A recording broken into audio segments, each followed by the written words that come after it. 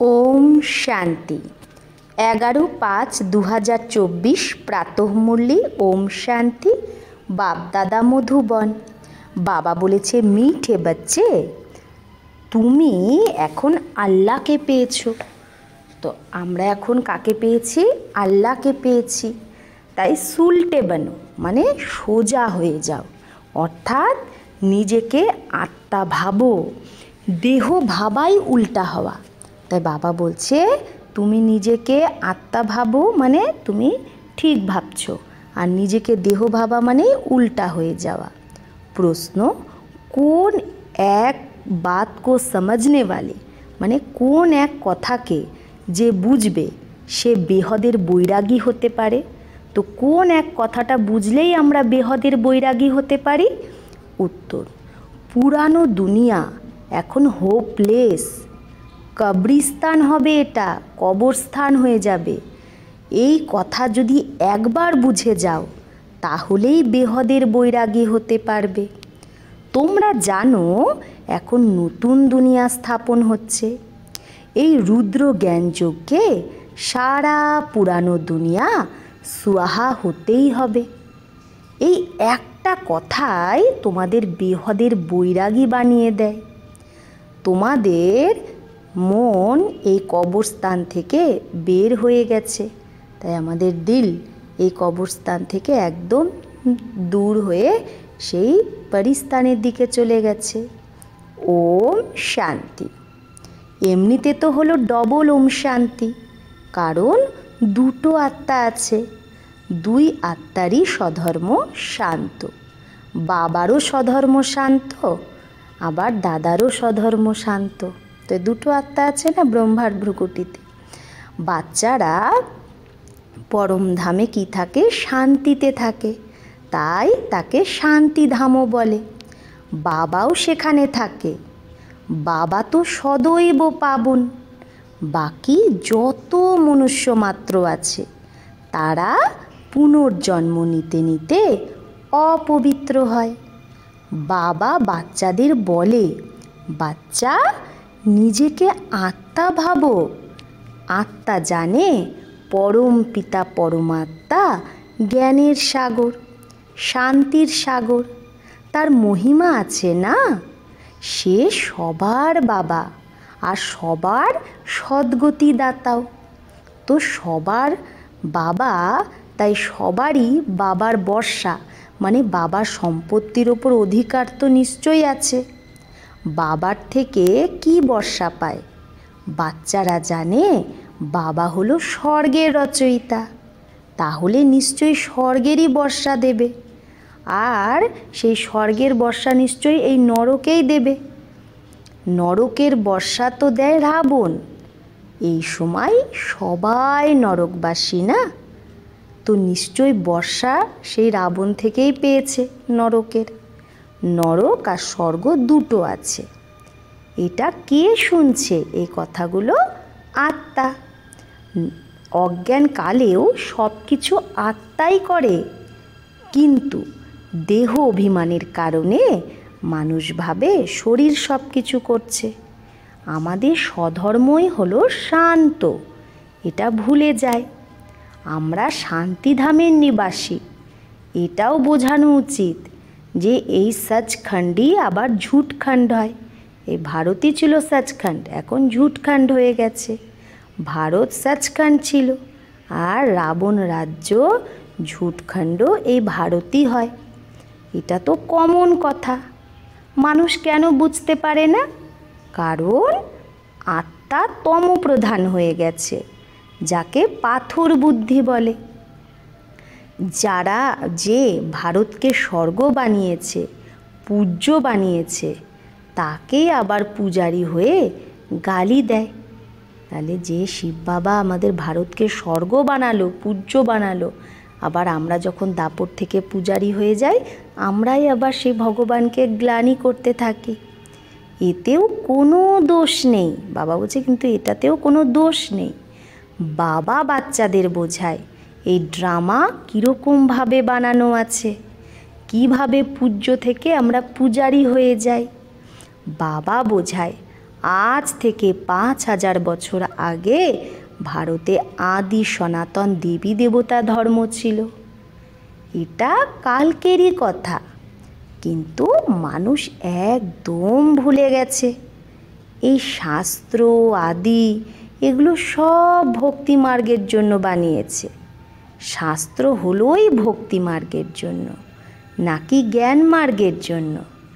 জ্ঞান মার্গে তো শাস্ত্র হয়ই না। বাবাই কল্পে কল্পে এসে বাচ্চাদের নলেজ দেয় দেবতা পদের জন্য। বাবা পড়ায়, তারপরে এই জ্ঞান প্রায় লোপ হয়ে যায়। সত্যযুগে কোনো শাস্ত্র হয় না, কারণ সেটা তো জ্ঞান মার্গের প্রালব্ধ। সত্যযুগ হলো জ্ঞান মার্গের প্রালব্ধ। 21 জন্মের জন্য বেহদের বাবার থেকে আমরা বেহদের বর্ষা পেয়ে যাই। পরে আবার রাবণের বর্ষা পাই অল্পকালের জন্য, যাকে সন্ন্যাসীরা কি বলে, কাকবিষ্টা সমান সুখ বলে দেয়। দুঃখই দুঃখ, এর নামই হলো দুঃখধাম। এটা হলো ফাইনাল দুঃখধাম। আত্মাই 84 জন্ম নেয়, নিচে নামতে থাকে।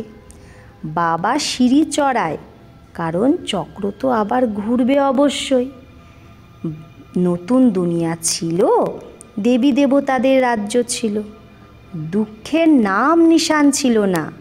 তাই দেখায় বাঘ গরুতে এক ঘাটে জল খায়। সেখানে হিংসার কোনো ব্যাপারই নেই। অহিংসা পরম দেবী দেবতা ধর্ম বলা হয়। আর এখানে তো হলো হিংসা। প্রথম হিংসা কি? কাম কাটারি চালানো। সত্যযুগে বিকারী কেউ হয়ই না, তাদেরই তো মহিমা গায়। লক্ষ্মীনারায়ণের মহিমা গায় না, তুমি সম্পূর্ণ নির্বিকারী। এটা হলো কলিযুগ, আয়রন এজেড ওয়ার্ল্ড। একে কেউ গোল্ডেন এজ তো বলতে পারবে না, ড্রামাই এইরকম বানানো আছে। সত্যযুগ হলো শিবালয়, সেখানে সবাই পাবন থাকে, যাদের চিত্রও আছে। শিবালয় যে বানায় সেই শিব বাবারও চিত্র আছে। ভক্তি মার্গে তো শিবের অনেক নাম দিয়ে দিয়েছে, ভগবানের অনেক নাম দিয়ে দিয়েছে। বাস্তবে তো সে একজন, আর তার নামও একটাই। বাবার তো নিজের শরীর নেই। নিজে বলে আমাকে নিজের পরিচয় দিতে বা রচনার আদি মধ্য অন্তের জ্ঞান শোনাতে আসতেই হয়। আমাকে এসে তোমাদের সার্ভিস করতে হয়। তোমরাই তো আমাকে ডাকো, হে পতিত পাবন এসো। সত্যযুগে ডাকো না। এই সময় সবাই ডাকে, কারণ বিনাশ সামনে দাঁড়িয়ে আছে। ভারতবাসী জানে এটা সেই মহাভারত লড়াই। আবার আদি সনাতন দেবী দেবতা ধর্মের স্থাপনা হচ্ছে। বাবাও বলে আমি রাজারও রাজা বানাতে আসি। আজকাল তো মহারাজা বাদশাহ আদি নেই, এখন তো প্রজার ওপর প্রজার রাজ্য। বাচ্চারা বোঝে আমরা ভারতবাসীরা সলভেন্ট ছিলাম, হিরে জহরতের মহলে ছিলাম। নতুন দুনিয়া ছিল, আবার এই নতুন দুনিয়াটাই পুরানো হয়ে যায়। প্রত্যেক জিনিস পুরানো তো হয়। যেরকম মকান নয়া বানায়, আবার শেষে আয়ু তো কম হতেই থাকে। বলা হয় এটা নতুন, এটা আধা পুরানো, এটা মধ্যম। প্রত্যেক জিনিসই শত রজ তম হয়। ভগবানও বাঁচ না। ভগবান মানে ভগবান। ভগবান কাকে বলা হয় এটা কেউ জানে না। রাজা রানীই নেই এখন। এখানে তো প্রেসিডেন্ট, প্রাইম মিনিস্টার, আর তার আবার ঢের ঢের মিনিস্টার মন্ত্রী। সত্যযুগে যথা রাজা রানী তথা প্রজা। পার্থক্য তো বাবা বলে।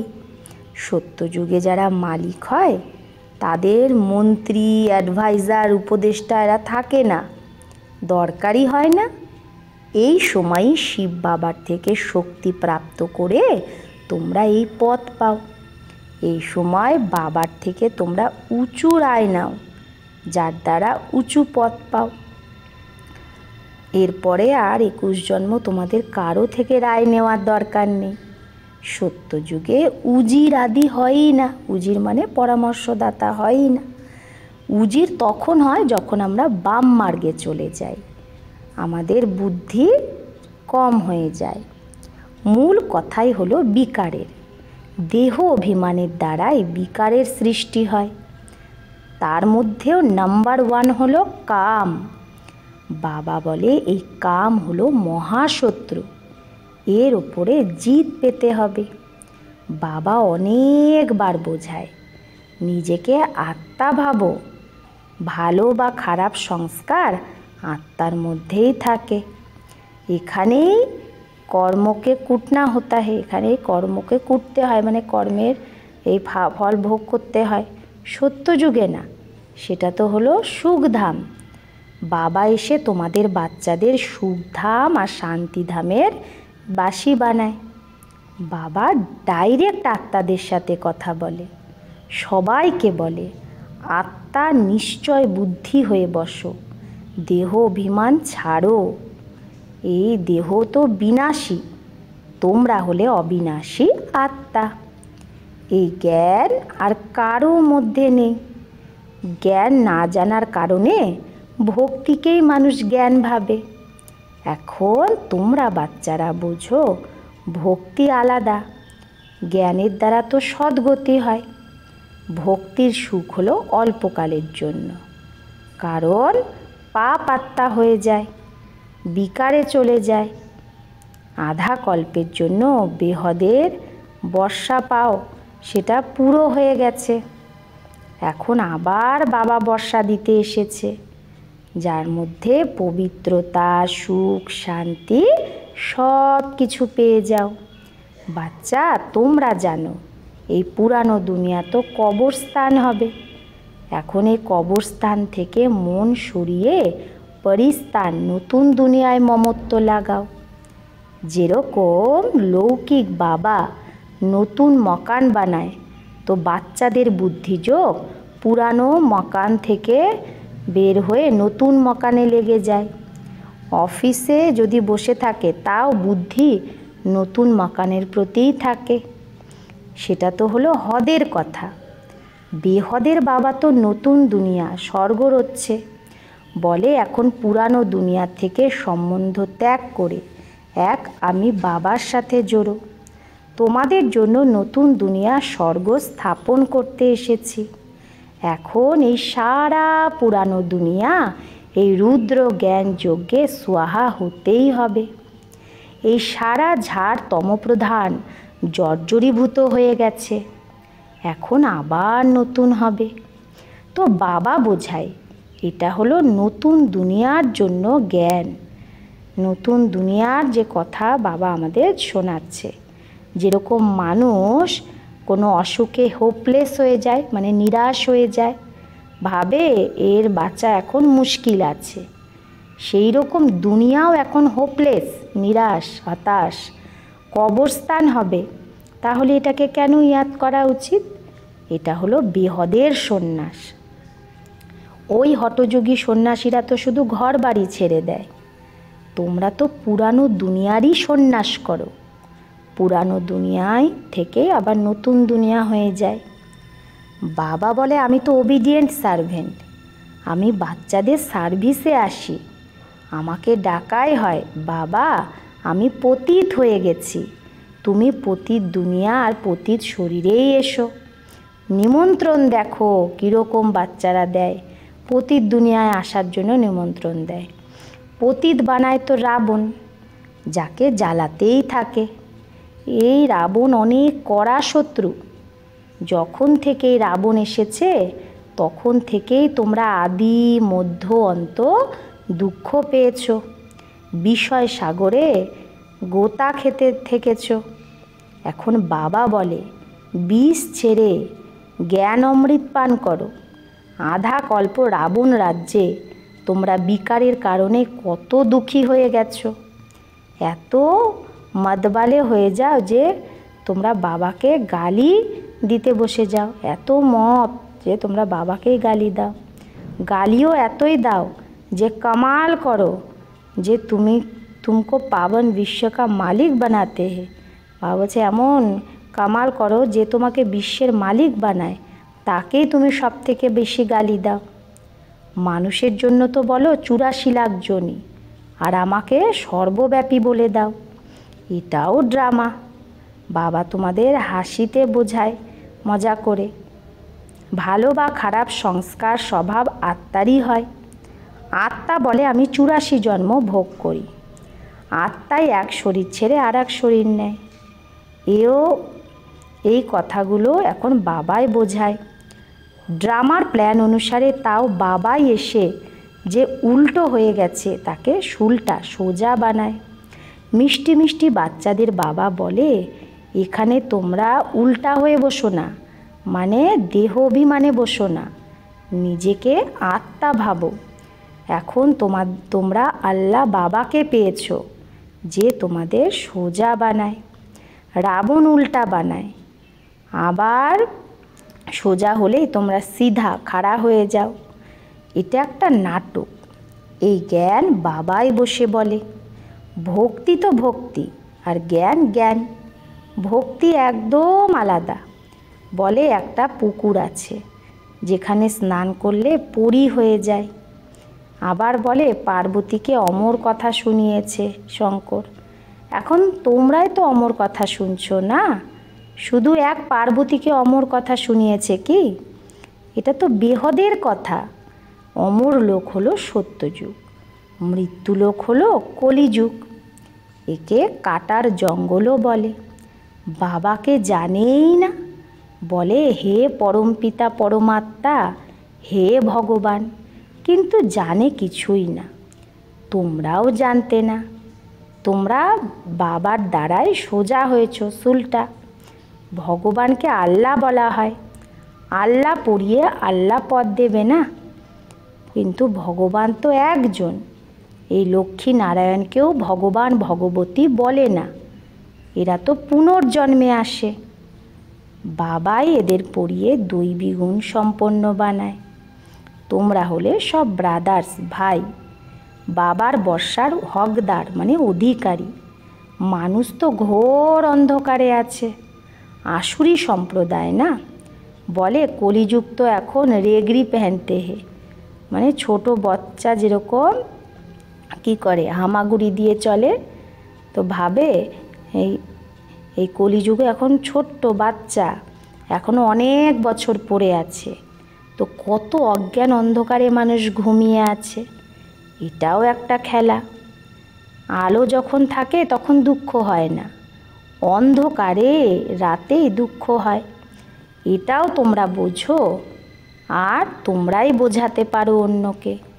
প্রথমে তো প্রত্যেক মানুষকেই বাবার পরিচয় দিতেই হবে। দুটো বাবা তো প্রত্যেকের থাকে। হদের বাবা হদের সুখ দেয়, আর বেহদের বাবা বেহদের সুখ দেয়। শিবরাত্রি মানায় তো নিশ্চয়ই বাবা আসেই স্বর্গ স্থাপন করতে। যে স্বর্গ পাস্ট হয়ে গেছে আবার স্থাপনা করছে। এখন হলো তমপ্রধান দুনিয়া নরক। ড্রামা প্ল্যান অনুসারে যখন অ্যাকিউরেট সময় হয় তখন আবার আমি এসে নিজের পার্ট বাজাই। আমি তো হলাম নিরাকার, আমার তো মুখও দরকার না। আমি মোষের মুখ ধরেই নেব? আমি মুখ তো এই ব্রহ্মাণ্ডই, যে অনেক জন্মের অন্তের জন্মে বানপ্রস্থ অবস্থায় আছে, এর মধ্যেই প্রবেশ করি। এও নিজের জন্মকে জানতো না। अच्छा, मीठे मीठे सिकिलधे बच्चों प्रति माता पिता बाप दादा का याद प्यार और गुड मॉर्निंग। रूहानी बाप की रूहानी बच्चों को नमस्ते। हम रूहानी बच्चों की रूहानी माता पिता बाप दादा को याद प्यार गुड मॉर्निंग और नमस्ते नमस्ते नमस्ते।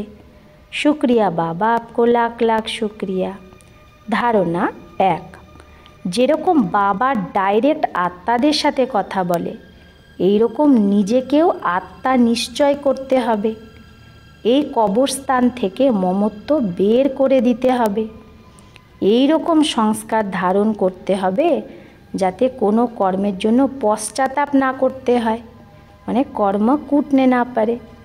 2, যেরকম ড্রামার উপর বাবা অটল হয়, বাবা যেরকম ড্রামার উপর অটল আছে, তাই অটল হওয়ার কারণে কাউকে কখনো দোষ দেয় না, গালি যে দেয় সেই অপকারীরও উপকার করে, এই রকম বাবার সমান হতে হবে। এই ড্রামায় কারও কোনো দোষ নেই, এটা অ্যাকিউরেট বানানো আছে। বরদান, প্রত্যেক কদমে বরদাতার থেকে বরদান প্রাপ্ত করে মেহনত থেকে যে মুক্ত থাকে সেই অধিকারী আত্মা ভব। তো প্রত্যেক কদমে বরদাতার থেকে বরদান প্রাপ্ত করে যে মেহনত থেকে মুক্ত থাকে সেই অধিকারী আত্মা ভব। যে হলোই বরদাতার বাচ্চা, তার প্রত্যেক কদমে বরদাতার থেকে বরদান সে অটোমেটিক পায়। তো যে বরদাতারই বাচ্চা, সে প্রত্যেক কদমে বরদাতার থেকে বরদান অটোমেটিক পায়। বরদানই তার পালনা। তার পালনা কী দ্বারা হয়? বরদানের দ্বারাই। বরদানের পালনার দ্বারাই সে পালতে থাকে। বিনা মেহনতে এত শ্রেষ্ঠ প্রাপ্তি, এটা হওয়াই হলো বরদান। তাহলে বিনা মেহনতে এত শ্রেষ্ঠ প্রাপ্তি করাটাকেই বলা হচ্ছে বরদান। তো জন্ম জন্ম প্রাপ্তির অধিকারী হয়ে গেছো, প্রত্যেক কদমে বরদাতার বরদান পেয়েছো, আর সদাই পেতে থাকবে। অধিকারী আত্মার জন্য দৃষ্টি সে बोल से सम्मान से वरदान ही वरदान है। তাহলে অধিকারী আত্মার জন্য দৃষ্টি দ্বারা, বোল দ্বারা, সম্বন্ধ সব কিছুতে বরদানই বরদান। স্লোগান, সময়ের গতি প্রমাণ অনুসারে পুরুষার্থের রফতার তীব্র করো। সময়ের রফতার, সময়ের গতি যেরকম দ্রুত যাচ্ছে, সেরকম পুরুষার্থের গতিও কী করো? তীব্র করো। আচ্ছা, ওম শান্তি।